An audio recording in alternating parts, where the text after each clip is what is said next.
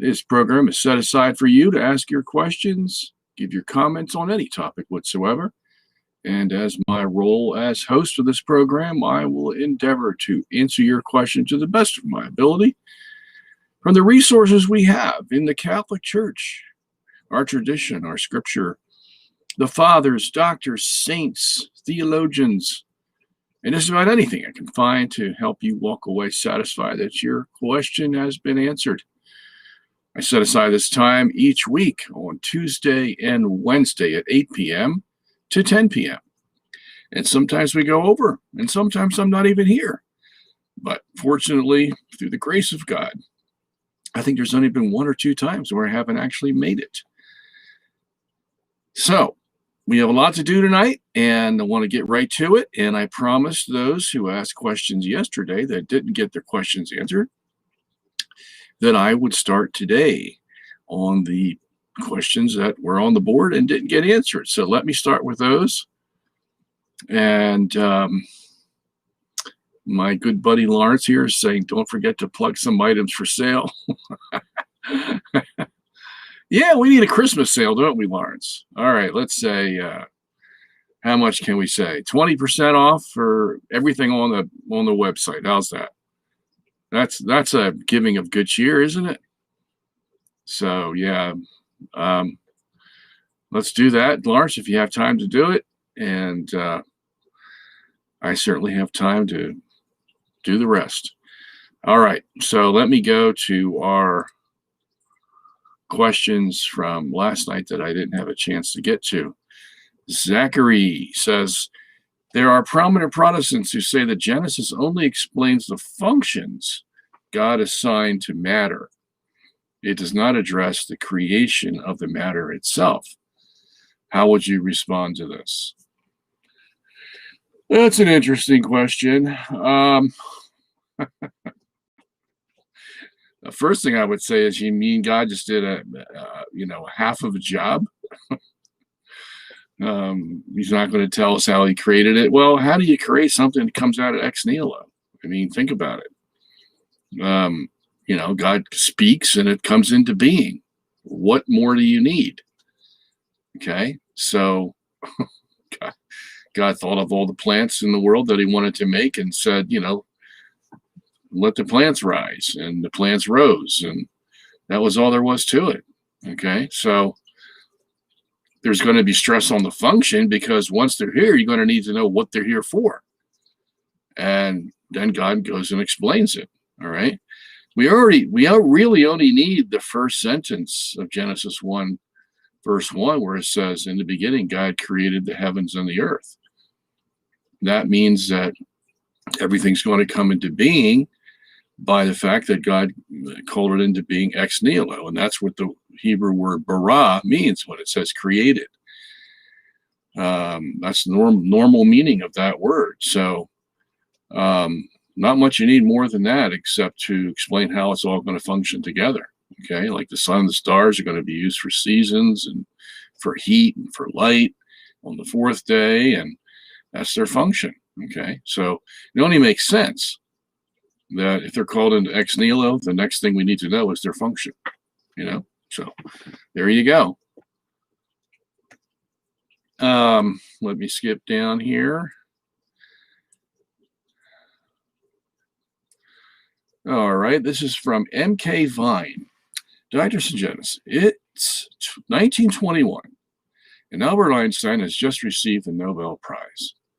Imagine you've been asked to debate him, and it's now the cross-examination period. What 3 questions would you answer him, or would you ask him? Oh, very interesting question there, McVine. Well, I would first say, or ask him, why didn't you take the face value results of the 1887 Michelson-Morley experiment that showed that the Earth was standing still, in light of the Airy experiment of 1871 that showed us the Earth was standing still, and nobody's been able to explain it to this day? I would say the second question I would say is, part B to that question would be, knowing that you were faced with the choices of answering the 1887 Michelson-Morley experiment, and those choices would be A, that you keep the Earth constant, that is not moving, or B, that you have light be constant. Why did you choose the latter of those two? Why did you choose B and not A? Because A would have worked just as well as B. Does that have anything to do with the fact that you hated Catholicism, hated the fact that your wife and children converted to Catholicism, and that you were an atheist, and anything that put the Earth in the center of the universe and kept it non-moving would smack too much of God, and that's what you were really afraid of? I'd love to hear his answer to that. Second question I would ask him is, considering that you kept light constant and thus around that invented the special theory of relativity, which required you not only to keep light constant without any proof, but to claim also, along with Henrik Lorentz, that the length of a moving object had to contract, the time period of a moving object had to dilate, and the mass of a moving object had to increase. And we know all that. So when you tie all those ramifications together, and yet you knew that you didn't need them to keep the Earth not moving or constant, as I used before, didn't it seem like you were going against Occam's razor when you chose to keep light constant and change length and mass and time in order to have light remain constant? Whereas if you chose the Earth, you would have to have none of those permutations. That's a second one. Third one would be, after you developed the theory of special relativity in 1905, and you found out that it really wasn't applicable to the universe because the special theory requires inertial frames, of which there's very few, if any, in the universe, because the universe is affected by gravity and inertial forces. And then when you found out that because of that, you had to invent another theory called general relativity in 1915 to take care of these things called gravity and inertial forces. And you found out that when you did, light speed was no longer constant, and the mass or the speed of moving objects was not limited to subluminal speeds. And you found out that the ether had to work, which was the very opposite of what you did in the special theory when you took the ether away. Doesn't general relativity, which would apply all over the universe because all the universe has gravity and inertial forces, doesn't the prospect of general relativity fit much better than special relativity, which is basically inapplicable in a universe with gravity all over the place? And when that theory required you to restore the ether that you had taken away in the special theory, which allowed you to say that light was constant, because if you had ether, light wouldn't be constant, isn't that contradictory? And the fact that light now is not constant in the general theory as opposed to the special theory, isn't it just a matter of you choosing which theory you like to use one day and not use the other day? And yet the theories contradict one another in basic science language. So yeah, I'd love to get his answers to those, because these are the answers that most of physics skips over today, because nobody wants to talk about it. Einstein's their baby, and it doesn't matter whether he contradicts himself. Of course, there's been a lot of people that pointed out the contradictions, and they're coming from all ranks these days. So I give Einstein's theory probably another 20 years or so, if that. And I give the Big Bang another 20 years, if that. And the multiverse also will collapse, because these are things that just can't sustain their own weight. And sooner or later, science is going to come to that. That's what I predict. All right.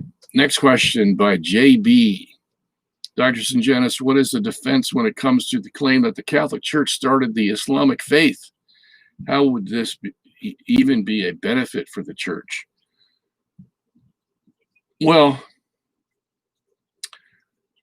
the Islamic faith started what in 600 AD by Muhammad, and this is what's invariably going to happen when, as a matter of fact, this is what liberal scholars use as the reason why the Jewish religion came into vogue, because they got their religion from the Babylonians and changed the Babylonian religion, or they use the word Mesopotamia, and changed that around and sort of fashioned it into the Jewish style Babylonian gods and all that stuff, you see. So this is a theory that's been around for a long time, and that no religion basically is new because they're getting it from previous religions and put their own twist on it, is the theory that's the theory I studied when I was a religion major in college many years ago, and nothing's replaced it yet. Okay, so you could say that, I don't want to get into too much detail about that, but wherever the Catholic religion goes, it's going to leave crumbs. If the religion doesn't take and become indigenous in the society, then there's going to be crumbs that are left. And upon these crumbs, one can build a whole religion. And so when someone says, Muhammad is God's prophet, or Allah's prophet, and well, where do you get the whole idea of prophet from? You get it from Christianity. Jeremiah was a prophet, Isaiah was a prophet, John the Baptist was a prophet.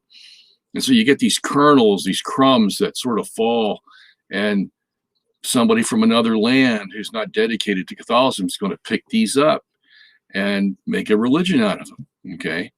And, they can even claim that Muhammad is a descendant of Abraham, and all this kind of stuff. So even when the Protestants broke away from the Catholics in the 1500s, 1600s, what happened there was, Luther and Calvin held on to a lot of the sacramentals and sacraments of the Catholic Church, right down to purgatory. Luther didn't get rid of purgatory until about 1530. And, he believed that in the Mass, except he believed in consubstantiation instead of transubstantiation. And, because Luther was a monk, an Augustinian monk in the Catholic Church. So obviously he's not going to get rid of everything. There's going to be a certain kernel that he takes with him, the crumbs, as I say, and he's going to make a whole new religion. You see, that satisfies him. All the gripes he had about the church, he's going to get rid of those, like the Pope. And but he's going to keep all the rest because it all works. Confession even works, and baptism. Same thing with the Calvinists. Now they went a little further than the Lutherans, but basically, they were talking some of the same language. And it didn't take until when, let's say, the Wesleys came along, the Wesley brothers in England, and you had all kinds of people were coming along, and each of them, to varying degrees, had some Catholic stuff about them. But the further you went away in time from the Reformation period, the less of these Catholic crumbs they would have, and basically, start their own religion. So you got to the point where you can hardly recognize anything in Catholicism in some of these modern denominations today. But when they first started, they were taking crumbs up from the Catholic Church to a great degree. Okay, so if you want to say, yeah, well, this religion started from the Catholic Church and they changed things, well, it's still a different religion. I mean, the slight difference between the Eastern Orthodox, which is based on the filioque, one single doctrine, and of course that the Pope is not, supreme. He's among equals. Basically, everything else they do is Catholic. Okay. Except maybe for some twists and turns here about purgatory or whatever, but it's basically Catholic. Okay. But the only one, of course, who has all the ingredients of Catholicism is the Church of Rome, where the Pope is seated, and those doctrines have not changed. Those dogmas have not changed for 2,000 years. And that is where the true church is. Okay. And so in other words, what I'm saying is we would expect this to happen. We would expect bits and pieces of the Catholic Church to be found in all the denominations, Eastern Orthodox, Protestants, anywhere, even in Islamic religion. Okay. That's just naturally explained by how things proceed. All right. Karam Edward says, on the off chance you can read comments, would you mind giving your opinion that the whole, geocentrism versus heliocentrism debate is a malformed debate in light of general relativity, since it does not have global frames of reference?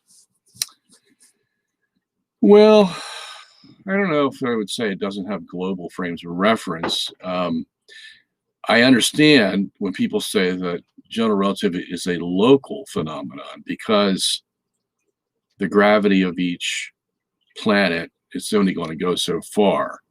So that would be a local phenomenon. But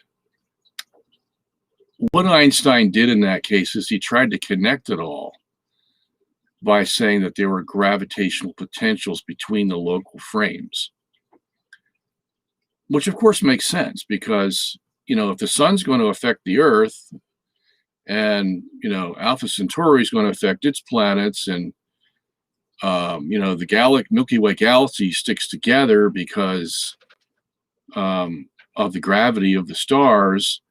Well, yeah, so it can't be just a local frame. The local frames are going to have to be affected and affect other frames that are local.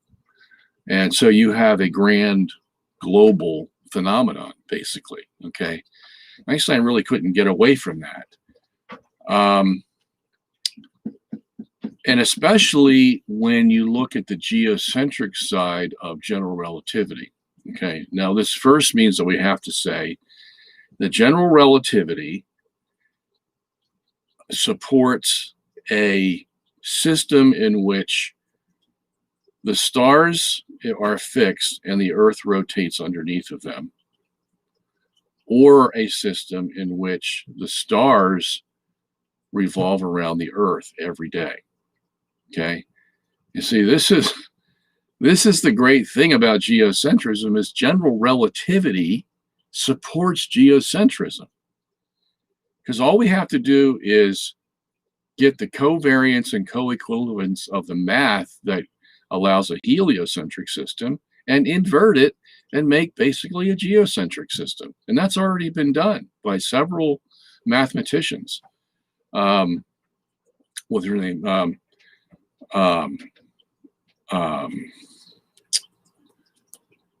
The greatest one so far has been Bertotti. What's his name?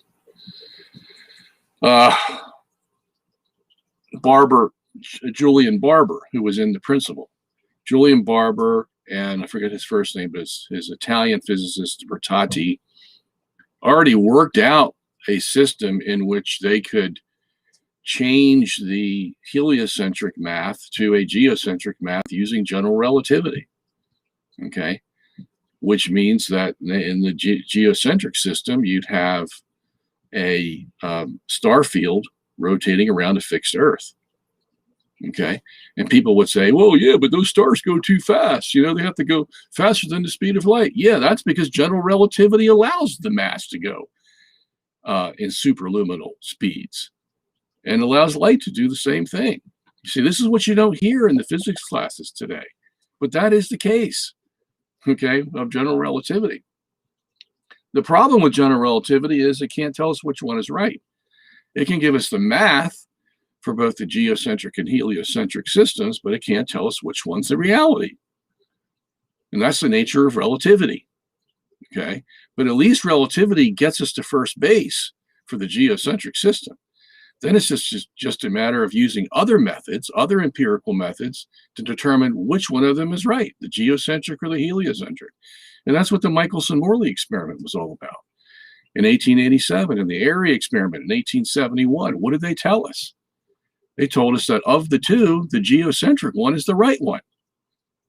Okay, and of course that agrees with the Bible, agrees with the church, agrees with Scripture. So no surprise to us Catholics. Okay, but a lot of Catholics say they don't want to go there because there's such a mystique about science, but they don't know the science. If they knew that general relativity supported geocentrism, the debate would be over, because they would say, in order to judge which one's correct, helio or geo, well, we have another source. It's called the Bible. It's called the Church Magisterium, which condemned Galileo twice, and the Fathers, who were all had a consensus about geocentrism. Okay, what more would we need if we're going to be a faithful Catholic? Now the science agrees with us. It's just laid right in our laps by Einstein.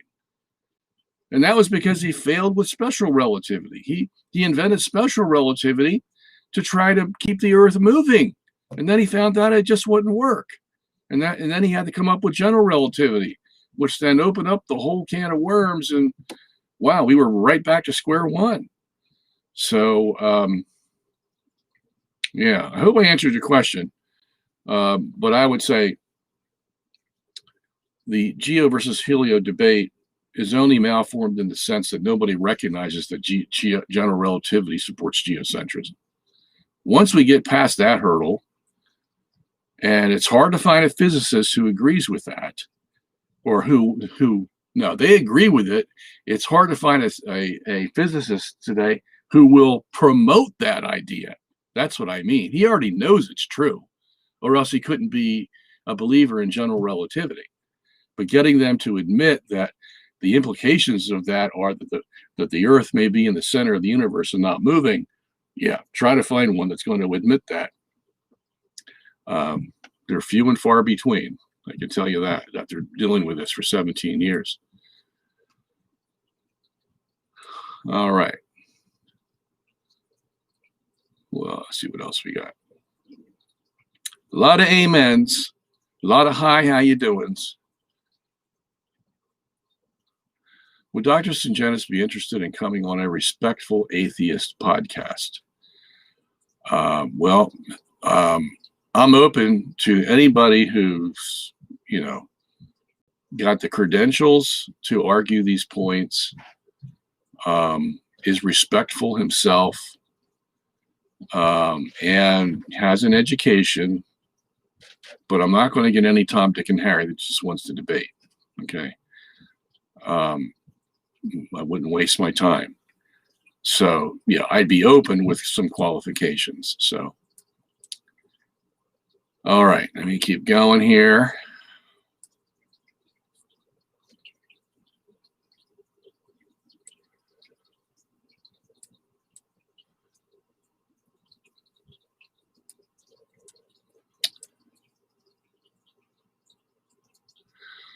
Don Mechia says, your talk on why Christmas is on December 12th is very, very special. You were amazing on Eric's show. Yeah, Don, that was good, but I didn't get 1/10 of the way through on that program explaining what. If you want to know more about it, get the book I just published called, what is that called? Adam and Christ, the dating of Adam and Christ, I think something like that. It's on our, robertsongenis.org. It's also going to be in the new Bible that I'm making, volume 1 of the Bible commentary from Matthew to Acts. And it's going to have both the chronology back to Adam and why Christmas is on December 25th. And yeah, but thank you for mentioning that. Appreciate it. I'm glad you like it. And like I said, get the book and you'll see more detail. Doctor, would you say it's like when the Nazis got the public to surrender their weapons? Yeah, it's like that. Yeah, that's what you get in a socialist, and they were nationalist socialists, right? The Germans. It's what you get in a socialist country. There's no more private property. The government takes over everything. And that's why socialism is really dangerous, you see, because they own your guns, they own your children, they own your job, everything. You can't do anything without them. And of course, the capitalist system, although it has its problems, because it's never been able to conquer the greed factor, but in the capitalist society, or let's say a non-socialist society, the individual has control over his life more than the government does.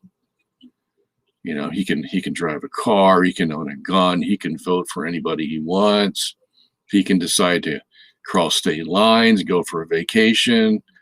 You know, he's got a lot of freedom because the government's not the determiner. But he can make as much money as he wants, provided he pays his taxes, of course, but there's no limit. No limit. So, and the gun thing, you know, he has the right to carry a gun and protect himself and his family. So, yeah, you're not going to get that in a socialist system. They want control of everything. So the smaller the government, the capitalists say, is the better system. Whereas the communists and socialists say, no, the bigger the government is the better system. Okay, that's really the difference. Okay, see what we got here. So Colin says Russia may be leaning towards orthodoxy now, but her errors have already been spread. Look at our Democratic Party. Yeah, that's exactly where it came from. You know, the Trotskyites came over from Russia and landed in New York, and look at it now.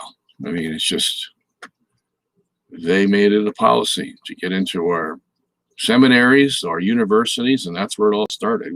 Because you wonder, why are these kids coming out of college so radical? That's because they're being taught Marxist theology. I mean, not theology, Marxist ideology in the universities, and it's been that way for decades. You know, and in the seminaries, they're being taught something close to Marxism. You know, that the Bible really is not the Bible anymore, and it's not inspired and inerrant, and, you know, we need to go with the flow of modernism and progressivism, all that kind of stuff. Yeah, well, yeah, it's all coming from the errors of Russia that were unleashed. And we were warned that if we didn't do the consecration in time, the errors would spread and it would be too late. And it was too late. But interestingly enough, our Lord had said to Sister Lucy in the 1940s, 1943, that because Pius had done even the consecration of the world, which he was allowed to do by heaven's concession, because of that consecration, the world would have peace after 1945, which is when World War II ended. But the conversion of Russia would come later, he said, because Pius didn't do the perfect consecration. But at least he gave us something. And that conversion started to gain steam because the advancement of Russia, at least on a military front, was curtailed when Nikita Khrushchev had his boats turned around at the Cuban Missile Crisis in 1962. In 1964, the U.S. and USSR made a peace agreement. Then they had the SALT agreements, 2 SALT agreements in the 1970s. Then they had another agreement in, what was that? A peace agreement that was signed in Helsinki. I forget the name of it. From a lot of nations of the world, including Russia. So we had peace. Okay, we had peace from Russia. they weren't going to blow up the world with a nuclear weapon. That was off the table because of these peace talks. And then Gorbachev comes along in the late 80s and restores most of the Orthodox religious practices. And even Stalin had done that in his time. He gave money because he got threatened from Roosevelt in the U.S. that the U.S. is going to withdraw money from Russia if Russia didn't give the Orthodox the right to worship to much more than they were. And so Stalin actually gave them money to start worship again. So even in his day, he was changing. And that's all after the 1942 consecration of the world and the 1952 consecration of Russia, which Pius XII did. So we see heaven moving in response to those consecrations. And then by the time of Gorbachev, things really got loose. And then by the time of Yeltsin in 1993, the Russian government made Russian Orthodoxy a part of its constitution. Now that's a total 180-degree turn from what Russia was in 1917, where it was basically 90% atheist, Marxist in the 1920s, 30s, until the mid-1940s, things started to change. And so you have the state religion of Russia now is what it was prior to 1917 in the Romanov dynasty for 5 centuries. Orthodoxy, okay? And that's the closest thing to Catholicism. So in that sense, yeah, there's been a very big conversion in Russia when you go from being totally atheist to having Christianity as your state religion. That's a 180-degree turn. Okay, so that's what's happening in Russia today. And then Putin, he only makes it look rosier because this guy wears a pendant, a cross pendant that his mother gave him. He has given absolute freedom to the Orthodox religion. At the same time, he's very careful in not allowing, like Jehovah's Witnesses in and Mormons and things like that. He wants to enhance the state religion of Russia. He's giving money to couples to have more children. He's cracking down on homosexuality. He's trying to deal with the abortion issue, on drinking, on church attendance, all kinds of things this man is doing. And yet he's continually made the boogeyman by the United States. And when the real boogeyman is the United States. And you can see that in the Democratic Party, where they are just totally off the rails, totally off the rails. And these people will cheat and lie. We just see it. Even today, we saw the news, that they held back the funds for the coronavirus just for political reasons, and they lied to the public to cover it. And now it all comes out. They're actually telling us what they did. I mean, you just can't trust these people. And then the voting fraud all over the 6 states that are the wheel or woe of which way the election goes, cheating like crazy. These people will not stoop to anything that they'll stoop to anything basically to win. And so they show their true colors. And yeah, this is exactly what happened in Germany. It's exactly what happened, how Lenin got in charge. They cheat, they lie, they steal, they'll do anything. And that's where we are today in the United States. How long it's going to go on, it will be determined by how much we stand up against them. Thank God we still have a guy like Trump to do it. I'm not saying he's perfect, but he's the best thing we could use right now to stop this mess. All right, question. Why does Sirach and other books of the Bible personify wisdom as she or her? For example, it is he who created her, or she heightens the glory of those who possess her. Well, it's the same reason why we call a ship a she, or why we hold other things that are near and dear to us by calling them she.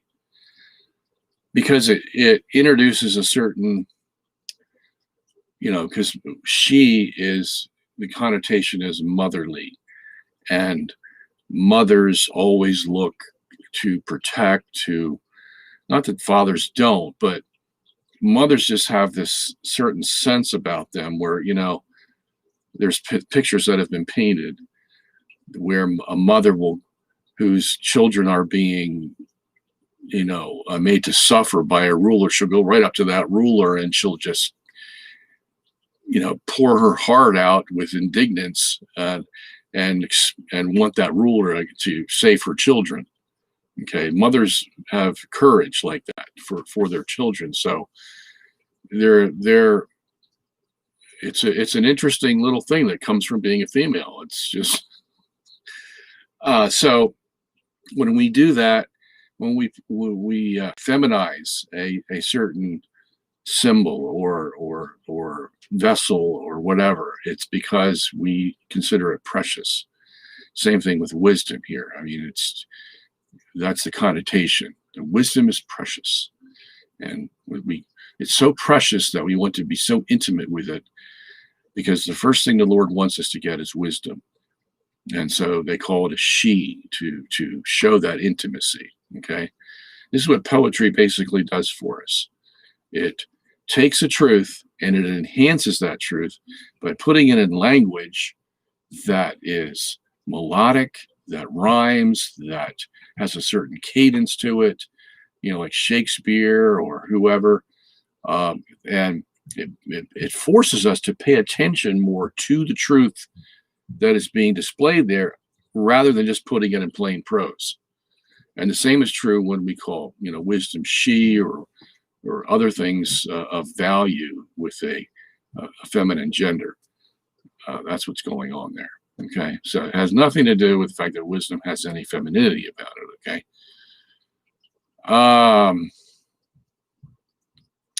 So Colin says, arguably Russia was never consecrated to the Blessed Virgin, so many popes didn't meet Our Lady's request. Well, I would take issue with that now. You see, the thing that I think was the driving force for this Fatima movement was that it was a black and white issue. That unless the consecrations that were done previously were done perfectly, then the Lord wasn't going to answer them. Nothing would come. And I think that's the mistake that we made. Because I went back and I examined these conversations between our Lord and Sister Lucia and Our Lady and Sister Lucia. And though they never did it perfectly, okay, what they did do was accepted by the Lord. And he said, because, as I just said a few minutes ago, he said that because Pius had consecrated the world, which was allowed by heaven, because they had made a deal with the Lord. Sister Lucy was trying to get Pope Pius XII to do the consecration. He was reluctant for several reasons. One of them because he wasn't believing it totally. The other reason was because, Germany seemed to be the prominent nation, and Russia was sort of second fiddle. So that puzzled him. And then, why didn't the Lord come to me? That idea started to float around in Pius XII's mind instead of going to Sister Lucy. So you add up all these together and you get this guy that's wavering until Lucy finally tells him in 1942 that unless he does it, he's going to get judged by the Lord. And the last time she talked to him about this. And so he decides to do it. And he doesn't mention Russia, which was the deal. The Lord said, okay, you can consecrate the world, but I want you to mention Russia also. Okay. And I want you to have the bishops there. Now, he only got one out of the three right. He consecrated the world, didn't mention Russia, and the bishops weren't there. Okay, now we could give excuses for the bishops not being there because, hey, it's World War II. Traveling to Rome is going to be very dangerous. You might not make it back to your diocese, so the better thing may be don't go, but, be of the same mind as the Pope. And maybe that did happen. Because Pius XII in 1952 said, we consecrated the world. Now, the we there is plural. So that doesn't mean him and the lay people. It's going to mean him and the bishops. So maybe there was something that he contacted the bishops and said, I'm going to do this consecration of the world from Rome, and you can participate by, setting aside this time, and maybe the Lord will accept that. At any rate, the Lord did accept what Pius XII did, and the Lord said, because of that, I'm going to give you the peace that was promised, the period of peace, which started in 1945. The world was at peace. Okay, and then that peace, to be enhanced, Pius is going to have to consecrate Russia, and that's why Sister Lucy heard from Our Lady again. She came back to her in May of 1952 and said, I still await the consecration of Russia, because he didn't do it in 1942. Sister Lucy went to Pius XII, told him about that, and 2 months later, he consecrated Russia. Now, it may not have been a perfect consecration, but hey, we had a Pope consecrating Russia because there was a request made by the Russian Catholics that the Pope would consecrate Russia. No mention of the bishops being involved was in the mix, but he consecrated Russia, and we never heard from Our Lady anymore after that. Sister Lucy never heard from Our Lady. That was it. That's the last message she received. So we figure, hey, if she's not coming back, then perhaps the consecration was done sufficiently enough for heaven to accept it. And we already knew that heaven doesn't need a perfect consecration to be accepted, because the Lord accepted Pius XII's 1942 consecration, to the point that he said, okay, because you did this consecration, I'm going to give the world peace. But because you didn't do it exactly correctly, I'm going to use that time to judge the world, as I had planned to from the beginning. So for the next 3 years, from 1942 to 1945, the Lord was judging the world. And if there ever was a judgment, Germany was it. Okay, taking over this land, that land, and by the time 1945 came, okay, these lands have been desecrated, and he finally meets his demise, and so now we have peace, just as our Lord promised. But he says, I'll give you the peace now, but the conversion of Russia is going to be later. Now the question would be, how much later? Okay, so, well, now we know. We look at Russia today, and they're totally different than they were in 1917. They have been converted. As far as we understand conversion in the context of what our Lord was talking about, okay, it does not necessarily mean conversion to the Catholic faith. Okay, that's another thing I discovered. So we have Russia right back to where it was. And how do we know that? Well, because when Russian Orthodoxy was the religion of Russia for 5 centuries prior to 1917, nobody in heaven was complaining. It was acceptable. Yeah, heaven's not going to get the perfect, Catholic religion in Russia, but nobody in heaven was complaining. Why? Because they were practicing basically the Christian faith. And when the Bolsheviks come in 1917, well, things really changed overnight. Okay. And even some Russian Orthodox prophets had predicted that this would happen. Saint Seraphim is one of them. So that came overnight. And what do they bring? They bring total anti-Christianity. That's why it was very important to stop them.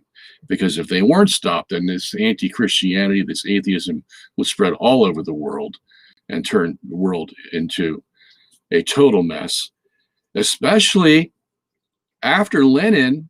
Stalin came in what year? 1929. He became the premier of the USSR, and he came with his guns blazing. Unlike Lenin, who was a little bit, more sedate, Stalin, he was ruthless, at least in the early part of his career. And he was killing Christians by the truckload and sending them to the Gulag, and this all started to take place in 1929. So, yeah, now we know why Our Lady came in 1929, because the Bolsheviks had basically upped their ante, and heaven saw it coming. And so that's why such a stress was laid on Pius XI. Do the consecration. I mean, twice this Pope was visited by heaven to tell him to do the consecration. And this Pope sat on his thumbs for 10 years and never moved an inch on Fatima. Okay, so, wow. That's all I'm going to say about Pius XI. Because for a Pope to do that, when he was directly confronted by the Lord, if you don't do this, you're going to have the same punishment that Louis Kings did. And I mean what I'm saying. And he still sat on his hands. And he was confronted by what happened in Portugal. They consecrated Portugal and in 1931, and within what, 3 years, Salazar was out of office. And they saved the people of Portugal from the war, World War II. So it showed him the power of the consecration, and he still refused to do it. So he's a puzzle. That guy is a puzzle. But fortunately, Pius XII started making movements toward it, but even he was dragging his heels. And it took a lot to get him to do what he was supposed to do. And by that time, of course, it was late. Russia had already made her moves, and yeah, and that's why we are the way we are today, okay? Because of the negligence of our two popes in the early 30s and 40s. So anyway, that's where I'm at right now on that issue. And of course, just my opinion, okay? But you can take my opinion or throw it away, whatever you want to do. When Jesus came to John the Baptist, John did not know Jesus. Weren't they cousins? They never met each other during the course of 30 years. Well, the question is, how would you know that John didn't know Jesus? Okay.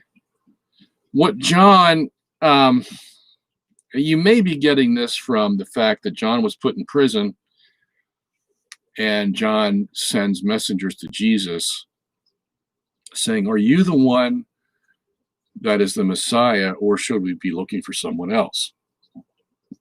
That may be where you're getting this, because you would figure that if he knew Jesus, then he would know that he was the Messiah. Okay. But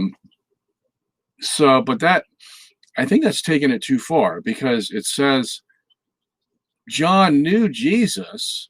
Okay, so he knew who Jesus was personally. The only question John had was, are you really the Messiah? Because up until this time, Jesus had not gone out into public doing a ministry. This is before, when he's still at home working as a carpenter and all this. So Jesus is just getting out into his ministry now, and John's put in prison. And, John doesn't see a lot of things happening.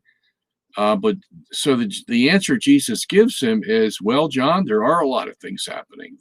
The dead are raised, the sick are healed, things are happening. And he's quoting from Isaiah, because Isaiah says the Messiah is going to do all these wonderful works while he's on earth. And that's basically all John has to hear. That yes, Jesus is doing these things, that he is, raising the dead, healing the sick, feeding the hungry, blah, blah, blah. And John says, okay, yeah, I know you're the Messiah. Okay. So it wasn't that John didn't know Jesus. He just needed to make sure that he's in prison. It looks bleak for him. His ministry's over. He's going to have his head chopped off for telling the truth. It's like, is this is this the new messianic kingdom? I'm a big loser here. And so yeah, he would naturally answer that question, because Jesus is in the early parts of his ministry, and there's not a whole heck of a lot going on, and John knows he's in prison, he's going to die. Wow, where's the splendor of the kingdom here? Isaiah talked about it, Jeremiah, everybody, how great it was going to be. and I'm here in prison. So that's what he needs to know, that, yeah, Jesus really is the Messiah. And John might not be able to see it now because he's in prison, but he's going to see it.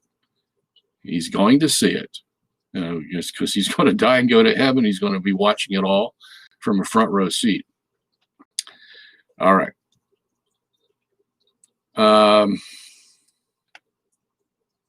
Robert, do you think the Antichrist will come through communism? I would say no, because communism is anti-God, okay, atheist. The Antichrist is going to come looking just like Jesus, and he's going to be talking about God through and through. Okay, that's why it says he comes and he sits in the temple pretending that he's God. In other words, he's going to say, yeah, God sent me, and I'm God's emissary, and I'm going to give you the true religion all over again, but with some, bells and whistles that you haven't seen before. And the way I'm going to prove myself that I am from God is because I'm going to do signs and wonders like you've never seen before. Okay? That's the nature of the Antichrist, not some communist atheist who doesn't know the first thing about God. Okay? God used communism as a judgment against the church for not holding her into the bargain. Okay? I mean, think about the 1930s and 40s. Liberal theology was permeating Europe like you wouldn't believe. These are the people that pretended to be Christian, and yet were denying everything that traditional Christianity had taught. The resurrection, the virgin birth, the inspiration of Scripture, what else? The second coming, everything, basically. They were saying it's just all myth and legend and blah, blah, blah. So, hey, you know what? God said, you're going to make that out of my church? Okay, now the Catholic Church was holding on pretty well until about 1943 or so. And then it started to go downhill. And these liberals who were believing the same thing the Protestant liberals were, these liberals in the Catholic Church, that is, started to do exactly the same thing the Protestants were doing. Turning Europe into just a liberal theology that hardly didn't believe anything. This is where, as a matter of fact, Edward Donis came along in the 1940s. He published a book in 1944 against the Fatima revelations and said that Sister Lucy made it all up from her childhood dreams, and there was nothing about the Fatima revelations we could really believe, especially, why would God come and tell this peasant girl that, Russia needs to be consecrated? What has that had to do with anything? And all this stuff. So he was a blind liberal, just like all the other Catholic liberals of that time, who were trying to say the devil doesn't exist. Evil's all in the head. It's all psychological. All those things. They were just turning the whole beauty of Christianity into just made up stories, myths, and legends, and all kinds of things. They had started in the late 1880s, 90s. That's why Leo XIII came out with his encyclicals, trying to stop it all. And Pius X came out in 1910 with his 3 encyclicals, trying to stop it all, saying modernism is going to destroy the church. And even though they came out with those encyclicals, it just seemed like modernism, liberalism gained steam as the decades went along. And so, yeah, I can see why God would allow, World War I and II, because the church just wasn't paying attention. Okay, so yeah, I mean, it's bad now, but it was also bad back then. At the turn of the century, things got really bad. And so he used communism and Nazism to judge the church, basically. And that wasn't over. Like he said, Jesus said, I'm going to come and judge the world. Not only the world, but the church itself, for all the mistakes that it was making. And so He did not waste anything in the early 1940s. But they were just judges, basically, for God. The Antichrist is going to be something totally different. Okay? So that's what we need. And that's why Paul gives such a great description of him in 2 Thessalonians chapter 2. All right. So Poede says, Dr. Sungenis, what are ring lasers and how do they differ from sapphire oscillators? Well, a ring laser basically is like the Sirach experiment or even the GPS experiment, GPS satellites that we have. Whereas a sapphire oscillator uses the Michelson-Morley framework, where you have a electromagnetic impulse going this way and an electromagnetic pulse going this way. And you think this one is going to be affected, but this one down here shouldn't be affected. And so if this one is affected by the Earth's motion, this one will not be. Okay? So that's what a sapphire oscillator does. It works on the principle of the Michelson-Morley experiment. A ring laser, or even the GPS, they deal with the 1913 Sirach experiment, which did not use the cross for the electromagnetic beams. It used a circle. Okay? And so the electromagnetic beam would go around in a circle, and then they'd have another beam going around the opposite way, and they would see the difference between the speeds of the two beams in the circle. Okay? So you see, that's like a ring. All right? So that's what a ring laser does. And if that ring laser is affected because of some force coming from some direction, the ring laser is going to be able to pick it up, because the force that's coming from outside is going to change the speed of one of those rotating electromagnetic beams.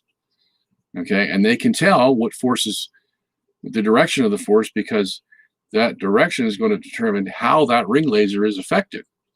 Okay, and so then they can adjust the airplane or the spaceship or whatever to go in the right direction, because they know how that ring laser is being affected by some outside force.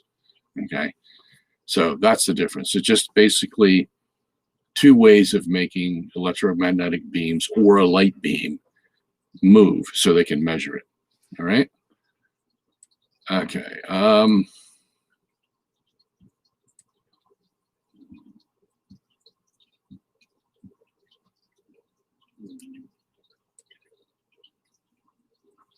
All right. So looks like I'm getting toward.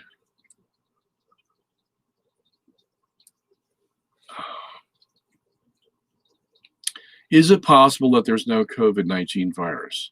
Could it be a Masonic hoax? I wouldn't say so. There are people actually dying, and they're of the older population. We do have to bury them. That's how we know it is affecting them. So, yeah, it's not a Masonic hoax. Father Rutler, thoughts for the audience benefit. I, for one, try to avoid making priests into celebrities. I don't know if it's a celebrity problem here with Father Rutler. He's always been a humble man. He talks very softly. So, and he's past his prime. I mean, he's old enough to be able to, not to be able to do all the things that you would do in the sin that you got caught in. That's what amazes me. So yeah, I don't think it's a celebrity problem. With Father, what's that guy's name? He used to work for EWTN. Karapi? Yeah, I think he had a celebrity problem. Who else of the fallen have we seen that? Well, who knows? Yeah, but I don't know if that was Father Rutler's problem. I just, it just shows you how powerful sin is. Okay. I mean, if a man like that can fall, and hopefully, he comes to his senses and, admits it all and comes back to the church, and, that's still possible. Okay. So But yeah, if your question is due to celebrity, in his case, I don't think so. Something else going on. Dr. Sungenis, could you explain the apocalypse exegesis of the binding of Satan and the restart of the story every 3 chapters or so? I lost my copy of your apocalypse exegesis, and they are $500. Somebody's selling it for $500? What, on Amazon or something? Jeez. Yeah, go to robertsongenis.org. You can buy one for what? $40, $35. I don't know. It's been a long time since I looked at it. And you can even get the abridged version, and you can get a paperback version. So, if you can't spend $40, we have something less than that. But yeah, don't go to Amazon. I don't put any of my books on Amazon. Those people charge up the nose just for the privilege of putting your book up there. It's like upwards of 55%. I can't make any money with that. So it's not worth it for me. I actually lose money with putting it on Amazon. Okay. Because then I have to send the books also and pay for the postage, unless I want to charge the person receiving them for the postage.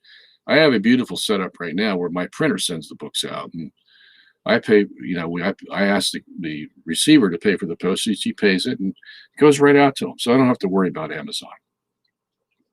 But at any rate, the binding of Satan, and you got to get this clear in your head, okay, before you ever look at anything else in the apocalypse, you have to know when the binding of Satan occurs.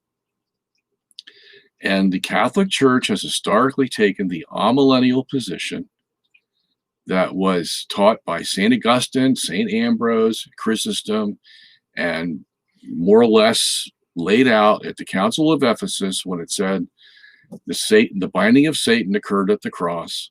Okay, that's what Apocalypse 20 is telling us.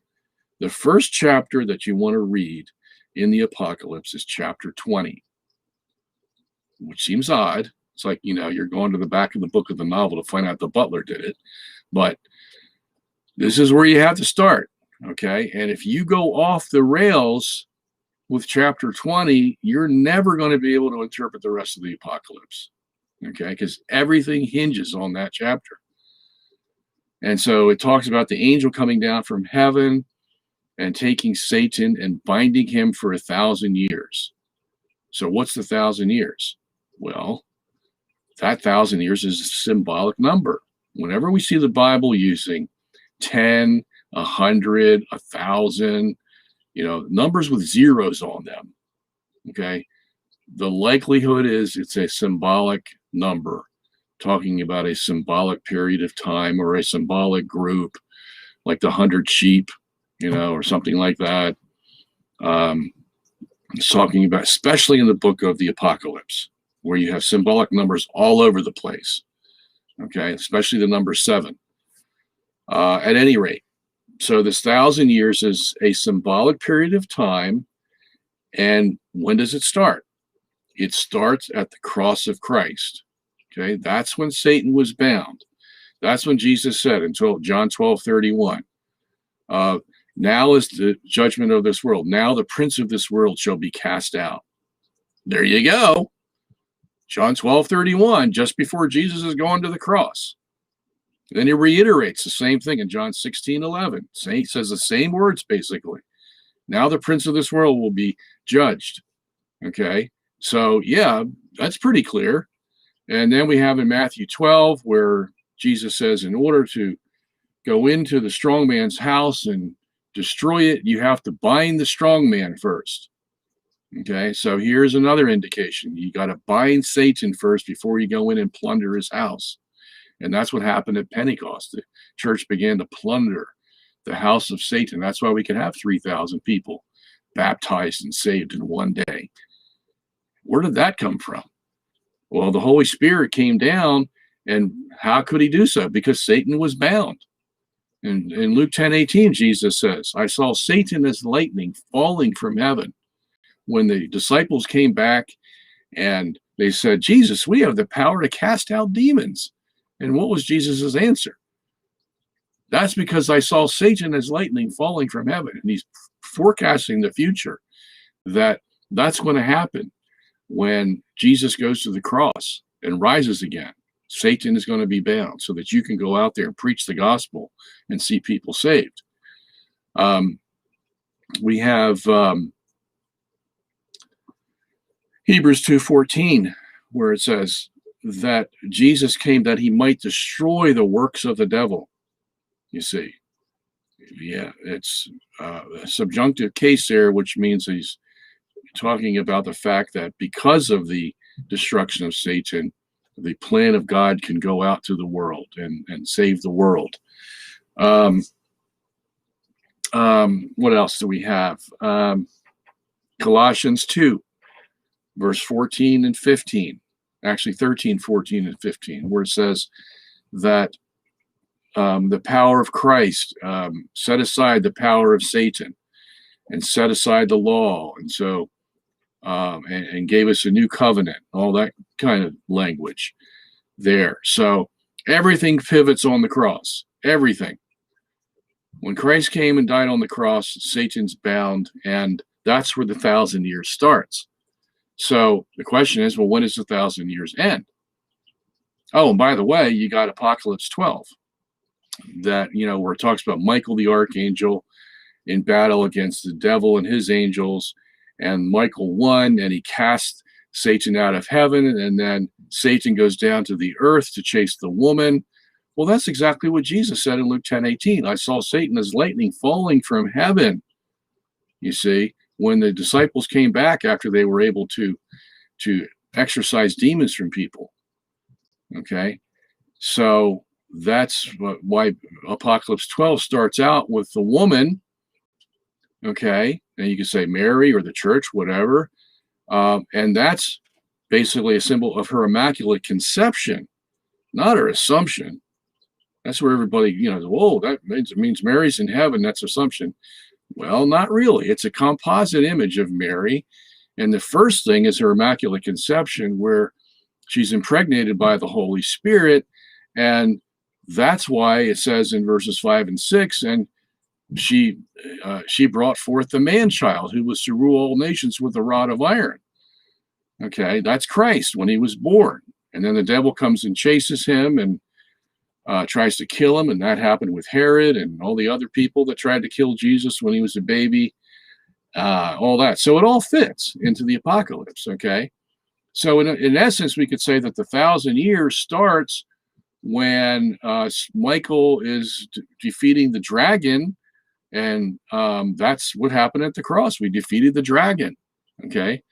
And then the rest of the chapter goes through, and the devil has come down to earth, it says. Well, yeah, that's what he's coming down to earth. He's no longer allowed in heaven. He's coming down to earth, and what's he going to do? He's going to chase the woman around, okay? And he's going to do it for 1,260 days. What is that? That's the same thing as 1,000 years. Okay, it does not refer to some tribulation period. It does not refer to the time the Antichrist is going to be here. These are all symbolic numbers. Why does it say 1260? Because it's telling you that the church is going to be cared for daily by God. You see, daily, every single day of that 1,260 symbolic days, she's going to be cared for by God, so that the devil can't consume her as he's chasing her around the world. You see, you also have the 42-month period, which is what? Same thing as 1,260 days. Okay, so there it's not specific, but that 42 months is also the same thing as the symbolic 1,000 years from Apocalypse 20. It's the time between the first coming of Christ, where Satan is bound, and the second coming of Christ, when the world comes to an end. That's the 1,260 days. It's the 42 months. It's the 1,000 years.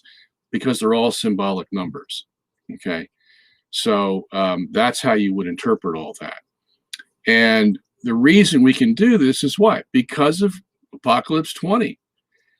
Like I said, if you don't get that right, then you're not going to get anything right in the apocalypse. And that's why a lot of people think, well, the apocalypse must be chronological. You know, chapter 5 happens before chapter 17, and chapter 17 happens before chapter 20, and they get all convoluted. Thank God for Augustine and those latter fathers who straightened this out for us. Now, they did make a couple of mistakes, but we won't get into that right now. But this is what they gave us. This is what the tradition of the church is. It's all millennial. It's not post-millennial. It's not premillennial. It's not transmillennial. It's not anti-millennial. Because some people think that the millennium, the 1,000 years, started with Solomon and David and transpired for 1,000 literal years up to Jesus Christ. That's not what the apocalypse is talking about at all. It's from the first coming of Christ to the second coming of Christ. And you can see how the apocalypse is divided up, because in chapter 4, John goes up to heaven. He sees the throne and the 24 elders around and all this. And then we go to chapter 5 and 6, and you have the 4 horsemen in chapter 6. But how does chapter 6 end? It ends with the end of the world, because they see God come back, and it's so fearsome that they ask for the rocks to fall on them, because the sun is being obliterated, the stars are being obliterated. It's the end of the world. Okay, so we know that, again, we have a section of the apocalypse that starts at the first coming of Christ and ends at the second coming of Christ. So that's one section. And then you have the next section starts with chapter 7 and goes through chapter 9. At the end of chapter 9, we have apocalyptic language at the end. And then it starts at chapter 10 and goes through chapter 11. At the end of chapter 11, we have apocalyptic language of the end of the world. And then it starts again at chapter 12 and goes to chapter 14. What do we have in chapter 14? We have the harvest, the symbol of the end of the world, all through the end of chapter 14. So you see how this first coming to second coming of Christ is recapitulated in these sections of the apocalypse. The next one would be chapter 15 through chapter 19. What does chapter 19 say? It's again imagery of the end of the world. Okay. And then you have from chapter 20 to 22. What does that tell us? Well, 21 and 22 are all about the end of the world, the second coming of Christ. Okay. So that's how you would interpret the apocalypse. The first 3 chapters deal with the churches of Asia Minor who were being tested by God. And so we know that a lot of what the rest of the apocalypse is going to tell us is that God's going to be testing the church throughout this whole one symbolic 1,000-year period, however it lasts, whatever years it lasts literally. Okay.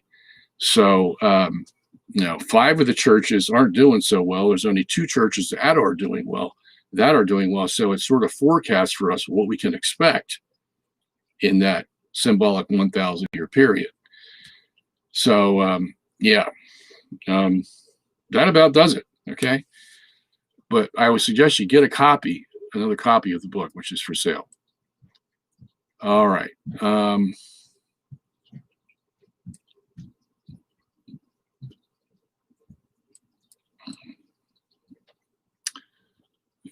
See, Lawrence posted a debate between myself and Carrie. He's from the Church of Christ. That's great. Thank you, Lawrence, for doing that. Dr. Sungenis, look at the positive side of your tooth issue.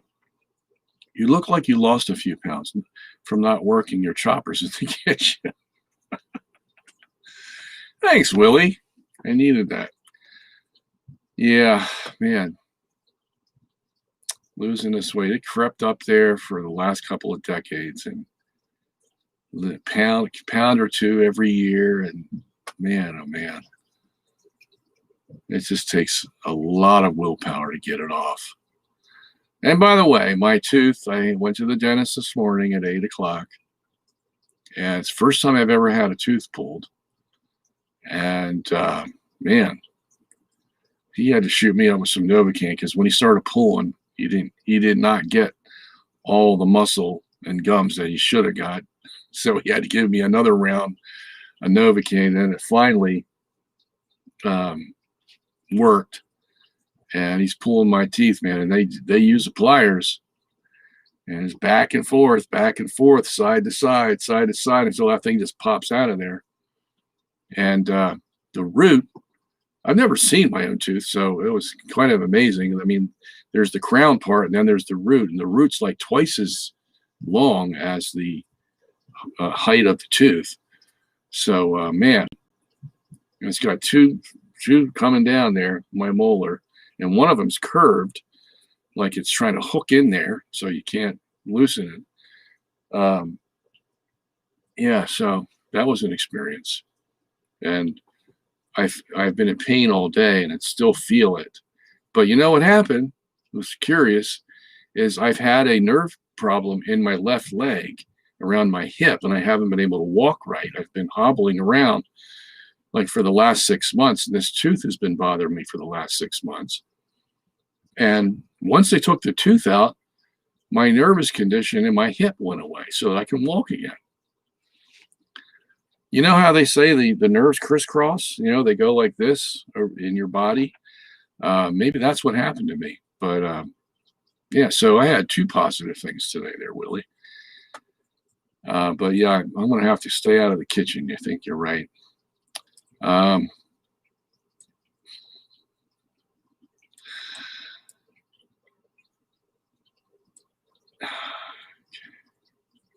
trying to see if there's any more questions here. Dr. Sungenis, your logical and simplified explanation of Scripture and Catholic dogma is appreciated and shows your ongoing love for Christ. Thanks for your time. It's like I'm back in CCD. Oh, thank you, Willie. Make me cry. Well, I'm glad you appreciate it. I'm glad I'm able to help you. All right. Okay, let me see. Getting to the end here, so hang on.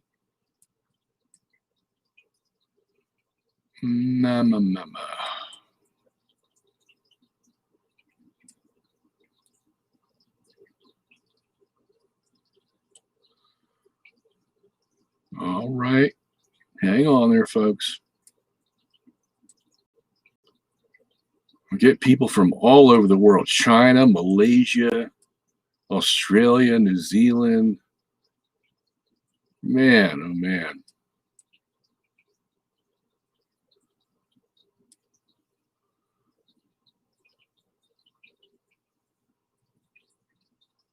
All right, here's a question. Hello, I joined late today, but left a question about possible loss of fragments of the host with communion in the hand a few hours ago before this session began. If you haven't addressed it, could you? Well, you know, my view, just Brenda and Peter, is look, there's going to be microscopic fragments of the host that you can't even see that are coming off that host when it's carried from one place to another.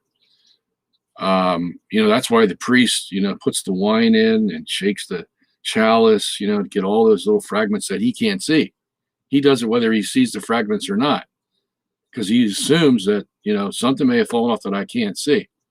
So what does that tell us? Well, it tells us that there's going to be fragments that fall on the floor that you can't see. They're microscopic, okay?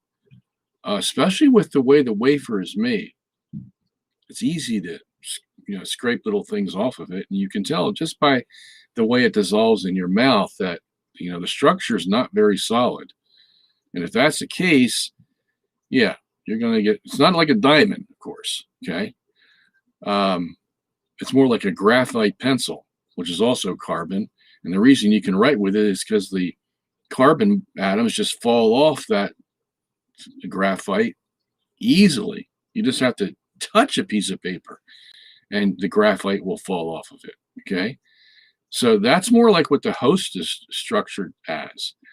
And that's what's going to fall off. So look, we can't be so scrupulous that we're going to be, you know, even if you try to vacuum the floor, it's going to go into the vacuum, okay? It's not going to go back into the chalice. So we have to accept that we have a certain scrupulosity for the Eucharist, but we can't cover all the contingencies. And so we're bound to have, Eucharist, particles all over the place. That's just the nature of the business. I hate to say it that way, but that's just what we're left with. But don't worry about it. My idea is don't worry. Let God worry about it. Okay, He'll take care of all that extra stuff if He wants to. But we don't have to be so scrupulous that every single microscopic particle of the Eucharist has to be, accounted for, so to speak. Okay, that's not the kind of religion we have.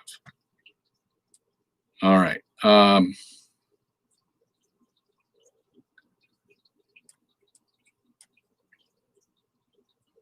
If there's been anti-popes before that look like saints compared to Francis, why would Francis be an anti-pope instead of a pope? Well, because the only one that can declare Francis an anti-pope is the next pope. Okay.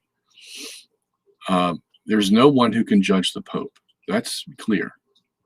And that's because Jesus made it that way, to preserve the authoritative structure of the church. Because if you can find someone today, high cardinal, low cardinal, whoever thinks that they can judge the pope, that's when the church falls apart. Because if the structure can't be maintained, neither can Catholicism. Okay? God is the only judge of the pope or another pope that God puts in place after the pope. Okay? And you'll see in history that they were called anti-popes after the fact, not while they were acting as pope. Okay? We had one instance where we had 3 that were claiming to be popes, and we finally figured out who the real pope was, but that took time. So that, again, that's after the fact too. Okay? So, that's how we would take care of that situation. All right. I'm done here, so we're going to go to our board. I hope you guys are still left up there.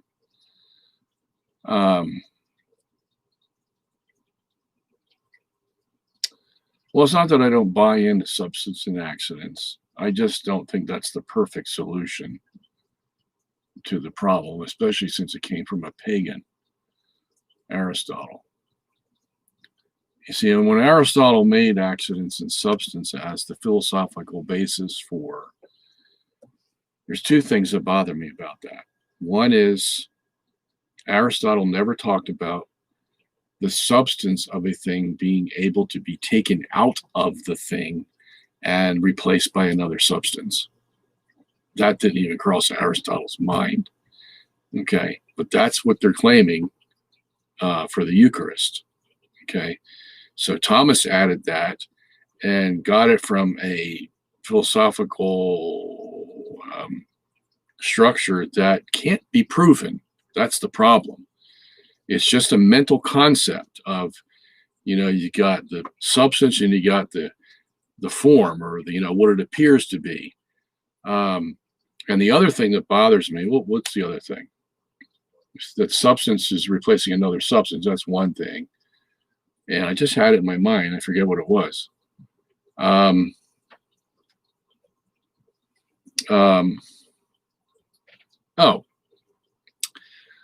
That everything you now look at in the world is substance and accidents.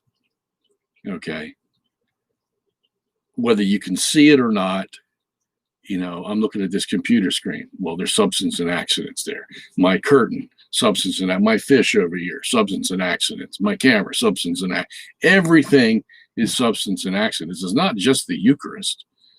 Okay.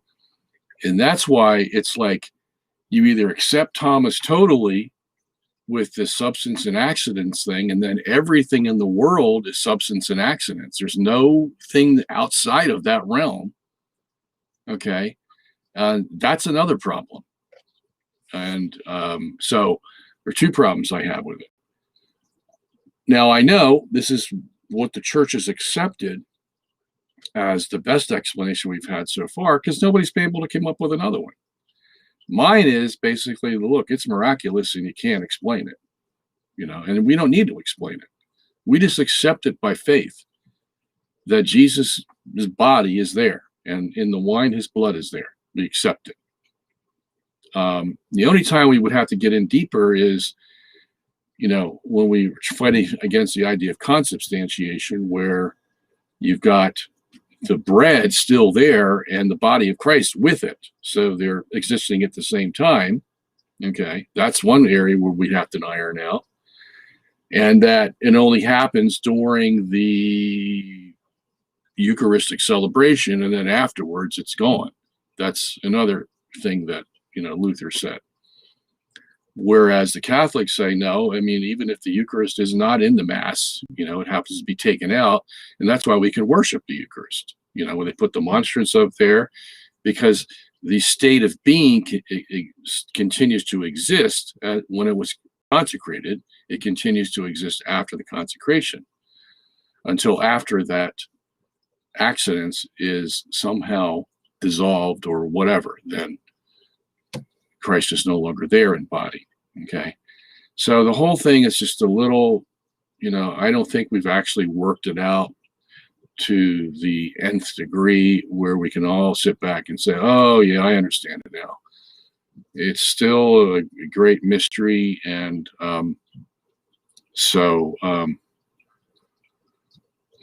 the other thing, there's a third thing actually too, is that when we're talking about the Eucharist and we say that the bread is just the appearance, what does that mean? Because when we normally think of appearance, we're thinking of something that looks like an apple, let's say, but it just has the appearance of an apple. But when we say appearance, we don't mean that we can actually go up there and eat that piece of plastic apple and it's going to taste like an apple.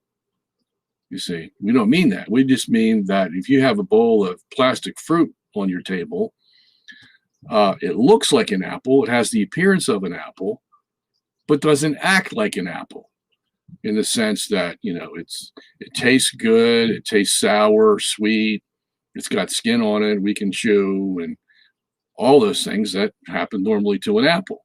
Okay, so the word appearance is a little deceiving, you see, and that's another thing that needs to be ironed out. What exactly are we saying when we say appearance?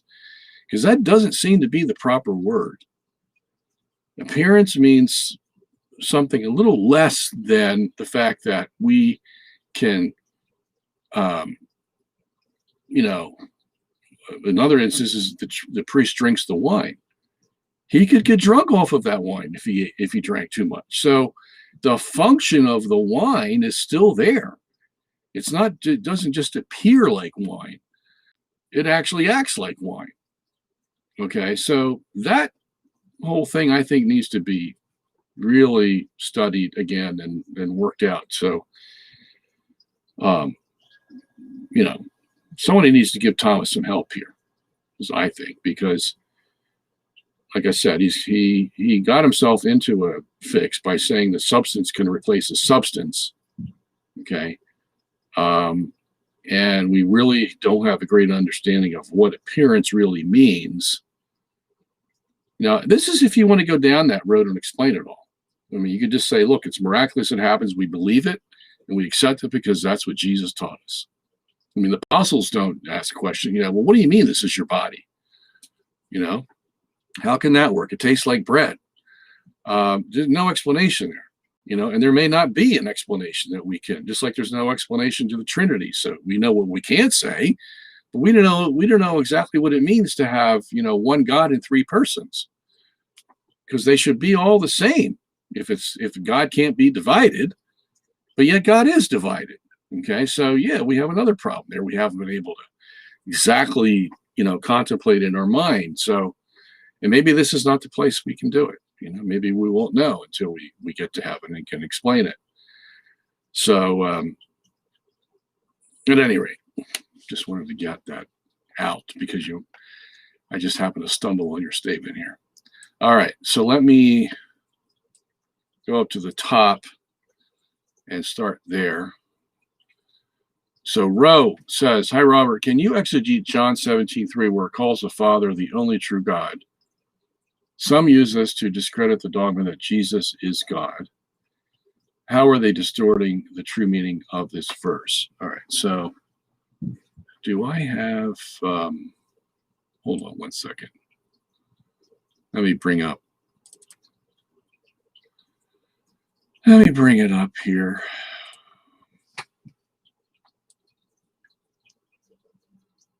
Oh, John 17, 3.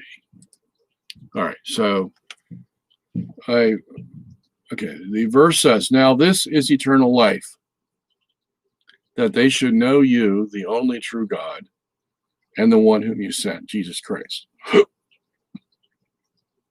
Now let me read the rest of this, because this is also important here. I glorified you on earth, this is Jesus speaking, by accomplishing the work that you gave me to do. Now glorify me, Father, with you, with the glory that I had with you before the world began. Okay, now this is interesting, very interesting, because if you take to heart what Jesus is asking the Father, and this really shows the individuality of Jesus and the Father.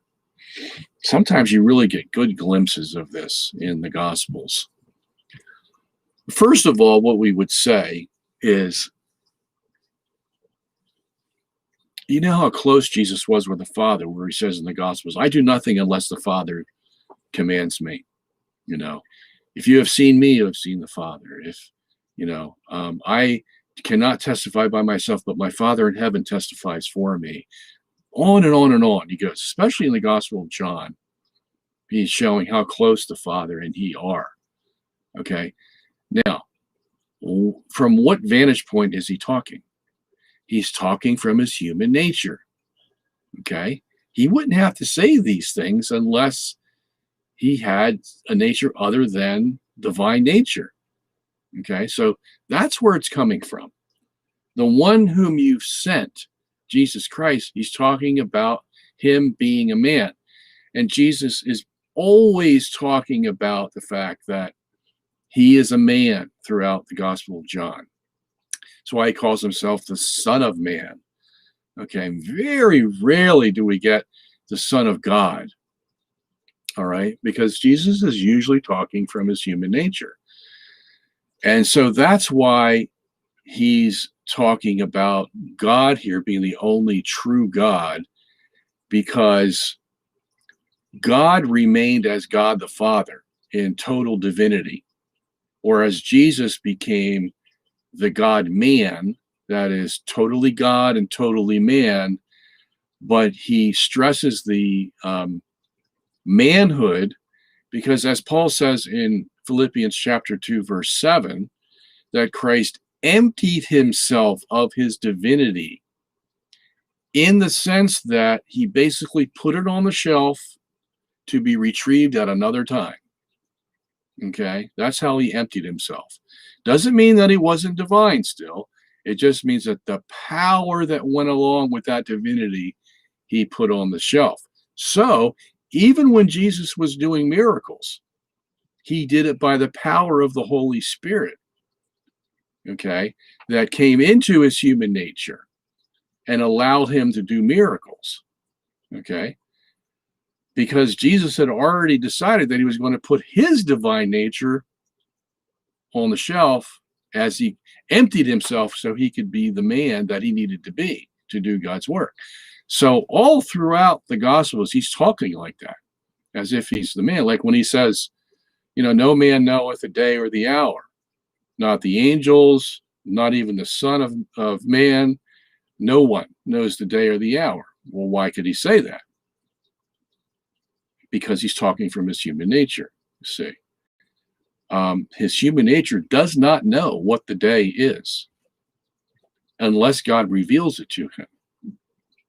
Okay, because why? Jesus already set aside his divine power and knowledge, put it on the shelf so that he could be the man that is allowed to, you know, suffer and die for our sins. Okay, So that's one thing we have to keep in mind when we're looking at this context.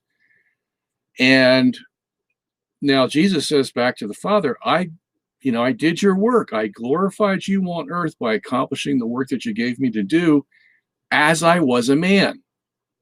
Okay. I got the 12 disciples. I healed people through the power of the Holy Spirit. I preached the gospel to all these cities. I did all this for you, Father, for your glory. I humbled myself and became a man, that something that no one could even think about, that God would become a man. My goodness.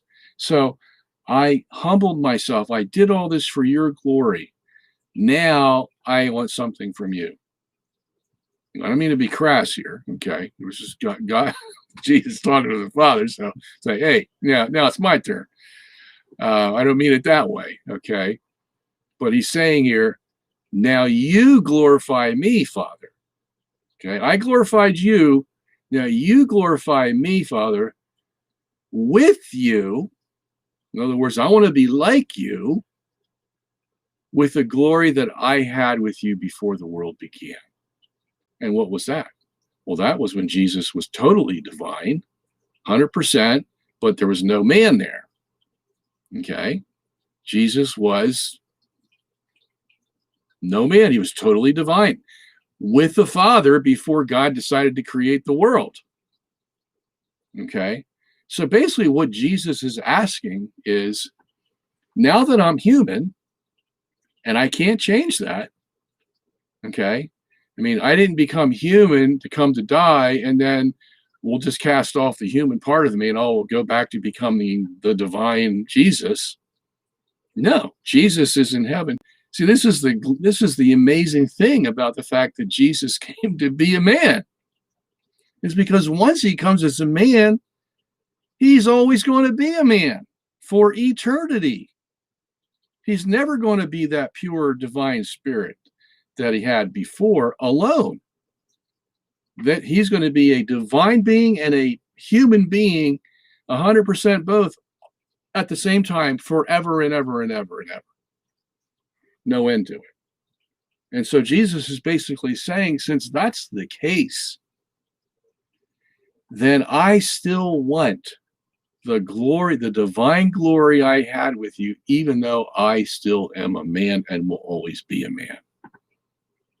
In other words, I want the same divine power and glory I had with you before you decided to create the world. And I wanted to be part and parcel with this human nature that I have, is what he's really saying here. So that my human nature can have the same divine privileges that I had as a totally divine being when I was with you before the world was created. Wow. That's an interesting request. Okay. So what does that mean? Well, it means, for example, that if Jesus's human nature now has the same divine power as his divinity did before he had a human nature, he's going to be able to do a lot of things with that human nature. Very extraordinary things. Okay, like be in the Eucharist every Sunday, for number one. Okay, of any church in the world, all over the world. Okay, 24 hours a day. He can do that. Okay, that's with his human nature. Because he said, this is my body. That's his human nature. Okay, so with that power, he is able to be all over the world at the same time with his human nature. That's pretty fantastic. Okay. He's able to take a host that's been consecrated and turn it into his flesh. So we have a lot of examples of Eucharistic miracles all over the world. Well, not all over the world. We don't have any in China or India, but a lot in Italy and in Europe and some in America. Okay, so yeah, wow.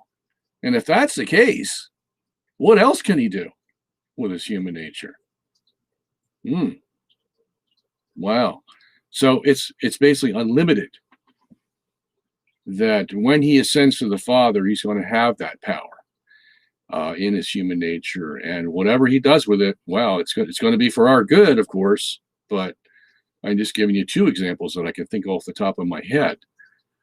But that's what's going on here. So very interesting passage that is taking place here. And of course, this is right before Jesus goes to the cross. So he wants to make sure he gets his request in before he dies. And he certainly does. All right. I hope that helps you.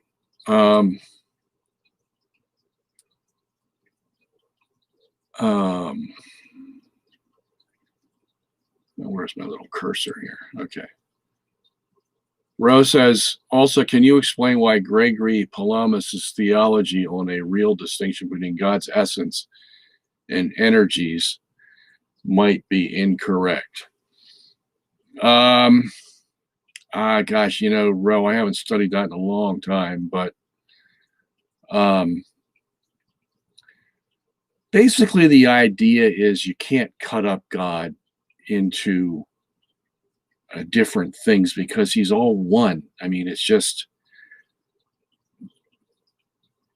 there's no cause and effect, so to speak. It's just, the cause is the effect. The effect is the cause with God. It's like, it's all there. So to cut up your essence from your energy means you're trying to make a division in God somehow. And that's very hard to do. Now, we do have it with the Trinity, of course, but that's with the whole person. We have what you might call a division in God, although we don't want to use that word because we don't want to say that God's substance can be divided. But that's the mystery of the Trinity, because the Holy Spirit is God's substance, that Jesus is God's substance, and so is the Father. But yet, on the other hand, we want to make sure that we say that God's substance can't be cut up. Okay? So as I said, someday we'll be told, how that mystery all fits together, but this is what we have to maintain with God's essence and his functions or his energies, whatever you want to call it. I started losing my voice here for some reason. So I hope I can last another 20 minutes or 18 minutes. So that's all I can say on that for now, Ro. But like I said, I haven't been there for a while. Pedro says, hi, Dr. Sungenis. If one day God said to you, you can ask me one question, what would it be? And what causes inertia? Does ether play a role in it? Pedro, you have this uncanny way of asking deep theological questions at the same time you ask a science question. I got to give it to you, buddy. All right. So if you can ask me one question, what would it be? I never thought about this one before, Pedro. So I wouldn't want to know when I'm going to die. That's for sure. I wouldn't want to know when the end of the world is. That's for sure.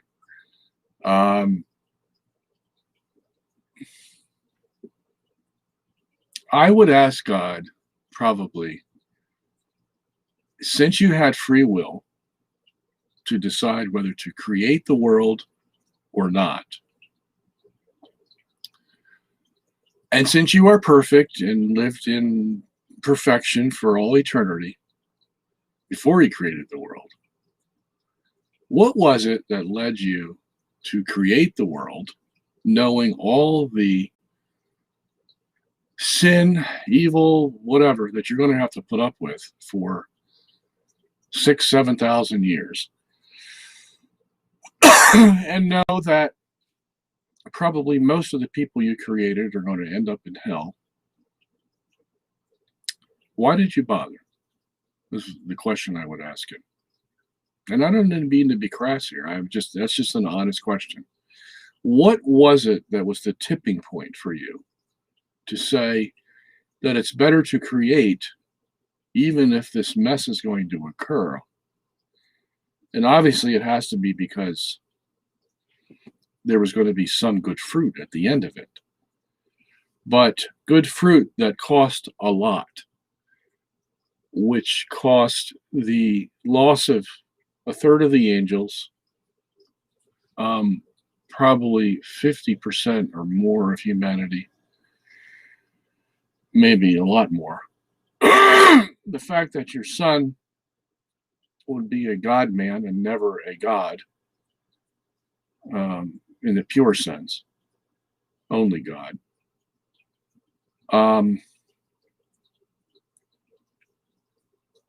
That you'd have to destroy all of humanity in a flood and put up with all of Israel throughout their sinful trek through the desert, and all of the kings of Israel, who we've had, 4 good ones, 5 maybe out of 40. And then all the tragedies that the world has gone through, the tortures, the killings, the rapes, the murders, the this, that. What was it that was the tipping point for you to say, yes, it's all worth it? What was the thinking process? That's what I would ask him. Considering the fact that without the creation, you would have been in perfect bliss with the Trinity forever and ever. Okay. So, I think I have an idea why, which is God wanted to test out whether a being who was not perfect like him, but who was made in his image, would prove that the best way to follow, or the best way to exist, would be to follow God's way, because that makes God proud. Just like if you had a son and he decided that he was going to listen to everything you said about God and live a moral life and raise moral children and all, you would be proud of that, because you were the father, and of course the mother, who raised him that way. You put all the good principles inside of him, and you wanted to see if by natural consequence he was going to decide, yes, that's the proper way to live, and did it. That makes you happy. That makes you proud.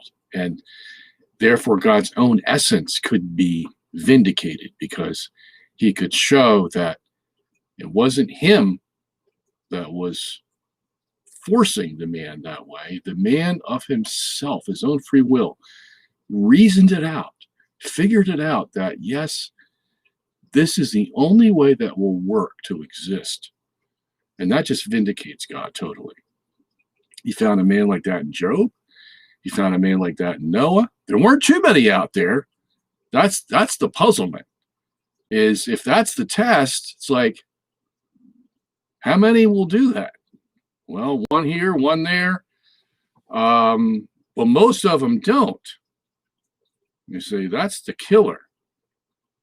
So what was the tipping point that made God say, okay, even one is worth it, or one here or one there is worth it for me to create the world? Wow. So, yeah, because there's a passage, Jeremiah 5, verse 1, where Israel is wicked, and God says to Jeremiah, if I find just one citizen of Israel who does what's right, I will spare the whole city, the whole country. Isn't that amazing? If I find just one.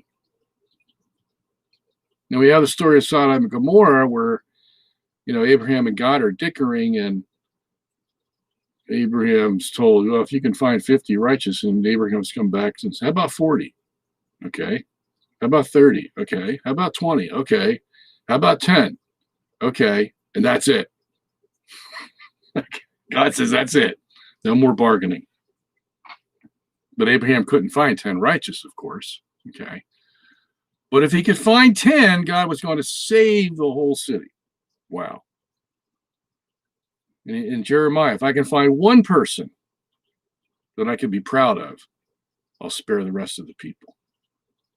So that gives me an inkling like, okay, it's so important to God that even one person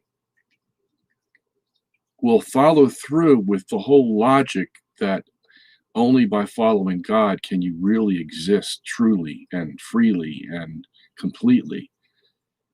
If I find just one person that realizes that, wow, that just hits me right here, and I'm just full of mercy,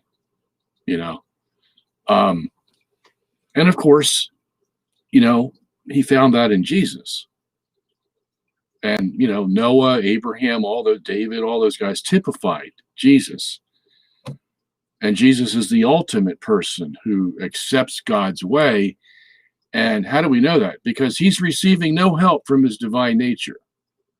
This was the whole thing about Paul saying God emptied himself of his divinity, put it on the shelf, and acted like a man would act.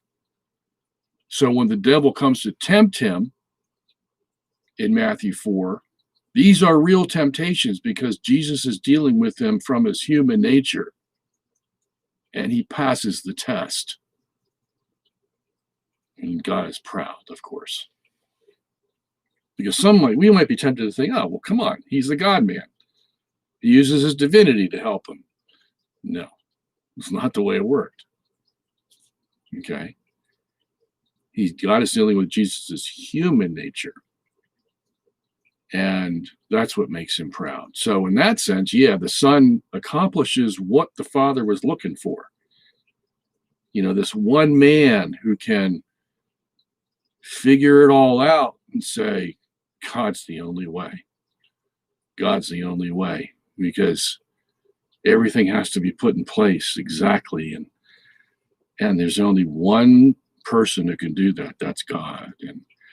And so he figures it out logically, logical deduction. It has to be, and he follows it through no matter how much suffering he has. And that's another thing God likes. I'm not going to give you a bed of roses here.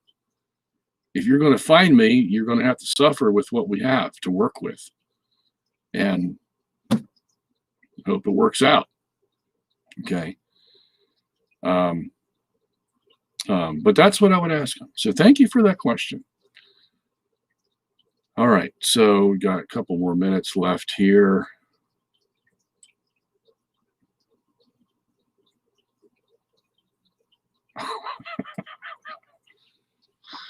Will, you have a strange sense of humor. Billy says, Dr. Sun, how are false teeth like stars? I don't know what you mean. I'm not going to go there. So, hi, Dr. Sungenis. It's Brian Welsh. Question 1, where can I find information on the Michelson-Morley experiments? The online stuff I am finding is poor at best. Specifically, how was it set up to see rotation? Okay. The best place you can get it, Brian, is get Galileo Was Wrong, Volume 1. And we sell it on robertsongenis.org, and it's in its 12th edition. The website will have 11th edition, but it's actually the 12th edition because we haven't changed it yet. Maybe Lawrence can do that. But the way it would do that is it's not rotation, it's revolution that it's going to determine. The Michelson-Gale experiment in 1925 detected rotation. But the Michelson-Morley 1887 was supposed to detect a revolution of the Earth around the sun. So there's a big difference in the speed factor there, okay? Now, the Michelson-Morley 1887 didn't find a revolution, not even close, but the Michelson-Gale did find a sidereal rotation between Earth and space of 23 hours, 56 minutes, 4.1 seconds. And that's the length of our day. Okay. That's a sidereal day. That's star day. Solar day is 24 hours. So the little difference there is a difference of about 4 minutes per day. You add that all up and you get 365.25 days difference over a year's time. Okay. So, but the important thing is Michelson-Gale found a rotation. But if they didn't find a revolution, Michelson's the same guy, used the same equipment, just oriented it a little differently. He didn't find a revolution on the Earth, but he found a rotation, sidereal rotation. So what do you make of that? Same equipment, same principle, but you got this big difference. And so what he should have figured out was that, well, the reason we have a rotation but not a revolution around the sun is because the Earth is fixed. That's why you don't find any revolution around the sun. The Earth is fixed, but you do find a rotation. Why? Because the rest of the universe is going around the Earth every day. That's how you explain the two experiments. Okay, so both of Michelson's experiments are like, you know, a pig on a platter, that we have everything we need to prove geocentrism. Whereas the heliocentrist, he needs a revolution and he needs a rotation. But the empirical evidence done over many years only gives him a rotation without a revolution. And if that's the case, then the empirical evidence falsifies heliocentrism. It's very simple. But they're not going to accept that. But I'm just telling you, that's the principle behind it. Okay. So, but get the volume 12 of Galileo Was Wrong. It'll be explained there. I spend pages and pages on that. All right. Few more minutes left here. Does God approve of the divorce that Ezra tells the Israelites to do in Ezra chapter 10? Those who have married foreigners divorce their wives and send the women and children away. Yes, he does. Okay, at that time, you know, the Israelites were a theocracy, and they let the foreigners in there, and they started to wreak havoc, and you know, that's not going to stop. It's going to go down to the second generation, third generation, and so on and so on. So yes, they had the right, okay, to divorce. Now here's where God took their own divorce law and put it to good use. Okay, so there was no illegality about it at all. Okay, that's what they should have done at the first time. That's why they got all messed up. All right. Somebody from Hong Kong is watching. Donna Rona Lind. Donna, nice to have you aboard. How are things in Hong Kong? I hear that things have changed quite drastically. Like it's not Hong Kong anymore. It's more like China, Hong Kong. Yeah, let me know what's going on. You speak good English, so you must be, you know, familiar with the American side of Hong Kong. Anyway, yeah, give us a whistle and let us know what's going on there. Yeah.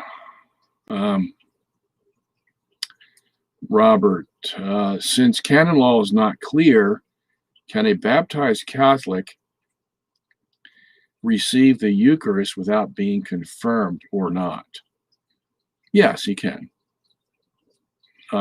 In, you know, the way the Eastern Rite practices a little differently than us. They baptize, give confirmation, Eucharist, and confession all at the same time.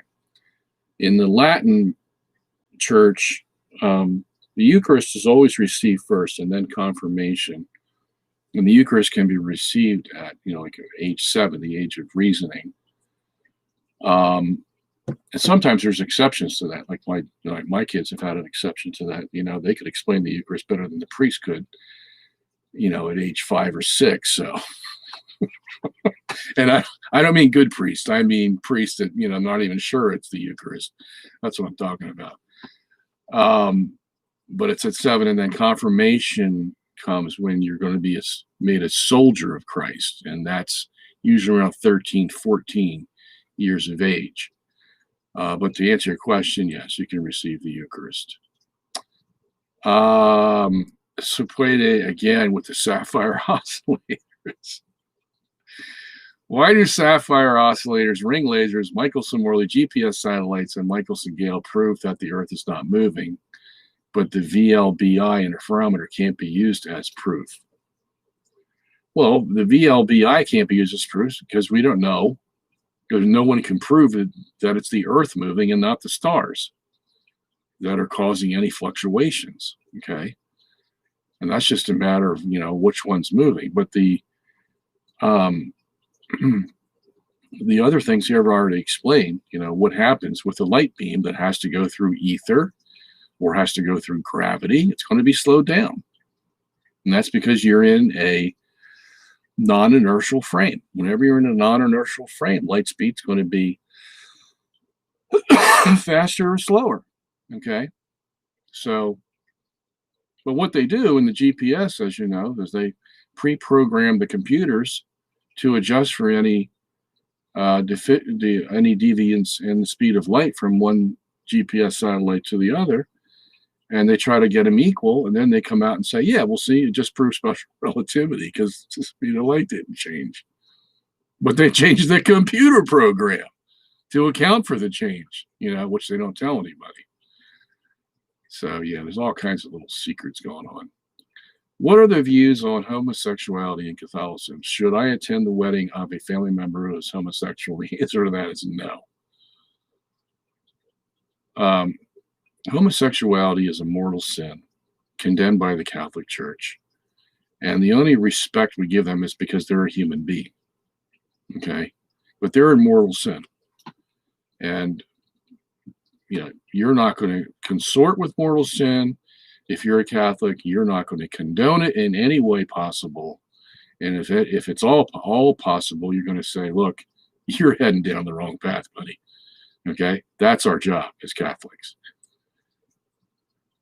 All right, Lawrence put the sale code up there for anybody. 20% off of all products on robertsongenis.org. Thank you, Lawrence. That guy has a gem. I'm trying to look for any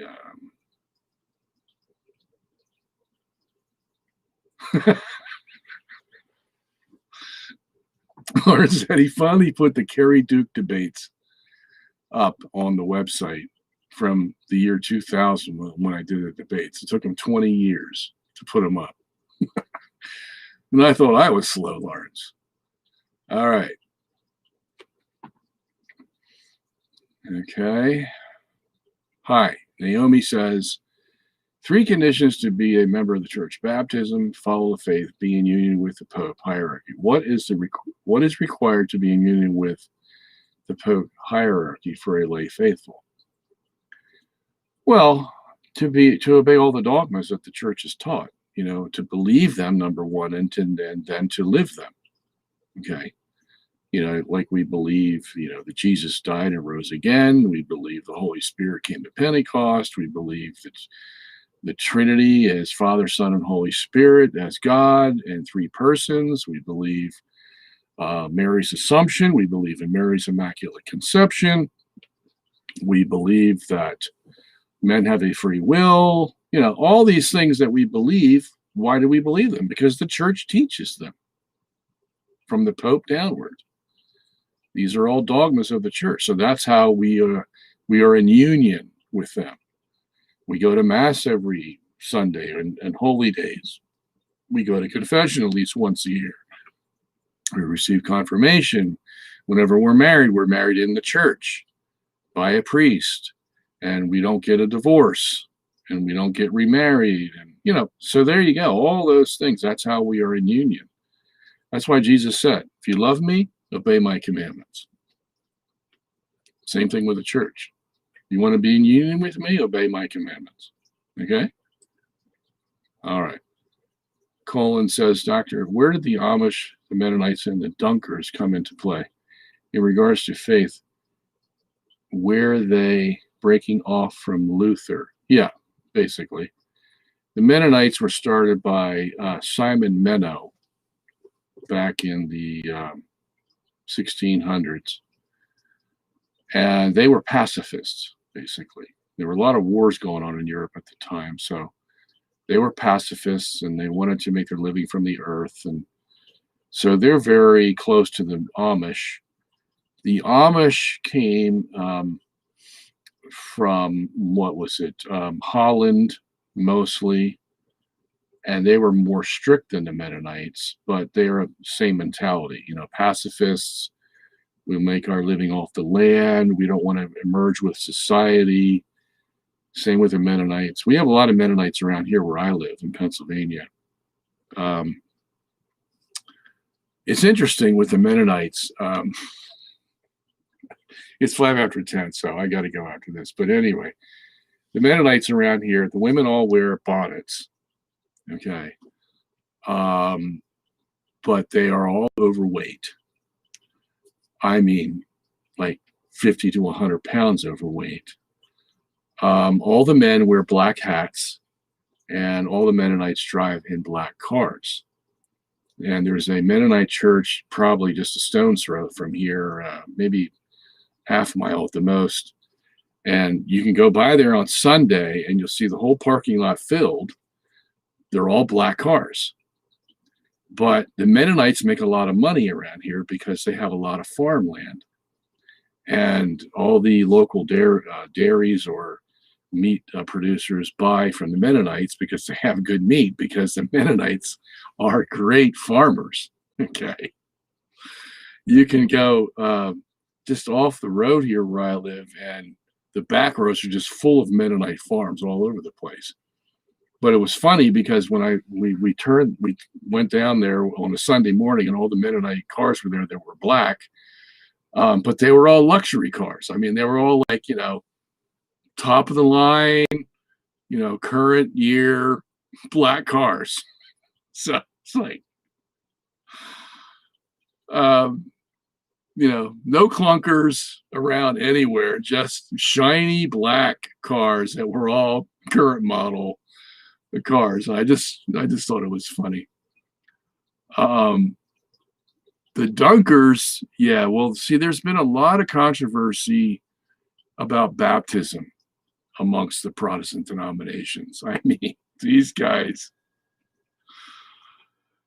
you have the three mode dunkers. That is, you get dunked when you say Father, you get dunked when you say Son, and you get dunked when you say Holy Spirit. So you got the triple dunkers, then you got the single dunkers, and then you have the pourers, and then you have the sprinklers, and that comes in two varieties too: the single sprinkle or the triple sprinkle, and same with the pouring, triple pour or the single pour.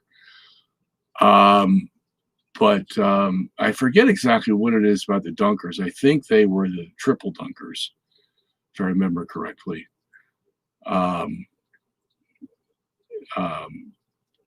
Yeah, but they're all offshoots of. See, Lutheranism, it's split right from the get-go. I mean, Melanchthon, his protege, just totally distance himself from Luther's absolute predestination. And by the time the Concord, what's it called? It's like 1630 or so. The Formula of Concord. Yeah. It was, the Lutheranism was gone astray. Everybody's believing something different. So they had the Formula of Concord and tried to systematize the beliefs Luther was dead by this time. Melanchthon had control, and he just basically steered right away from absolute predestination and started talking about free will and all this stuff. So right from the get-go, they were, it started to go off the tracks. And he was warned about that, but old Luther, he was an interesting fellow. He was one of the strongest wills I've ever read about in the world. And if he was right or wrong, man, he was going to go down that road. It just, and he didn't listen to anybody. So anyway. All right. So I did the best I could with answering all these questions. I did good by answering yesterday's questions, but now I'm stuck with today's questions that I didn't get to answer. So again, I'm going to have to copy these and then meet you again next week and see what we can do. All right. So let me see. Copy them. Then I have to paste them. And I have pasted them. All right. So I've got to go. And I will see you next week. What's the date next week? That is the 15th of December, if I am still alive and well. If I'm not here, that means I got sick or I died, one or the other. And so Lawrence says, just dump them and start fresh next time. Well, I can't do that, Lawrence. And let me just see if there's some important questions. I promise I'll go through them quickly. Anyway, get to work, buddy. You got some work to do on the website. Take care. I love you guys. Bye-bye.